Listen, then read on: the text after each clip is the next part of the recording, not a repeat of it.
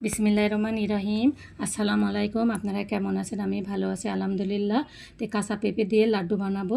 তো কাঁচা পেঁপে খোসা ছাড়াই চিকন চিকন করে কুটে নিয়েছি। নিয়ে গরম পানি দিচ্ছি। গরম পানির ভিতরে লবণ দিয়ে ভালো করে পেঁপেটা সময় নিয়ে সিদ্ধ করতে হবে। করে কোনো রকমে পেঁপে পানি থাকবে না। তো 2 টেবিল চামচ ঘি দিলাম। ঘিটা গলে গেলে দিয়ে দিব পেঁপে সিদ্ধগুলো, দিয়ে ভালো করে ভাজতে হবে, ভেজে নিতে হবে পেঁপেগুলো। না হলে পেঁপের একটা গন্ধ আছে, ওইগুলা লাড্ডু দিয়ে গন্ধ বের হবে। তো দিয়ে দিলাম, দিয়ে ভালো করে ভেজে নিব। সময় মতো করে ভেজে নিয়ে দিয়ে দিব 2টা এলাচ, 2 টুকরো দারচিনি, 2টা তেজপাতা দিয়ে আবার সময় নিয়ে ভালো করে করে ভেজে নিতে হবে। যখন একটু কালারটা চেঞ্জ হবে সেই সময় দিয়ে দিব চিনি। তো চিনি দিলে পানিটা গলবে। তো পানিটা গললে চিনিটা ভালো করে সময় নিয়ে ভালো করে ভেজে নিতে হবে। চিনিটা গলে গেলে তারপরে একটু যখন আঠালো আসবে তখন দিয়ে দিতে হবে একটু রং। তো আমরা 400-500 টাকা করে লাড্ডু কিনে খাই।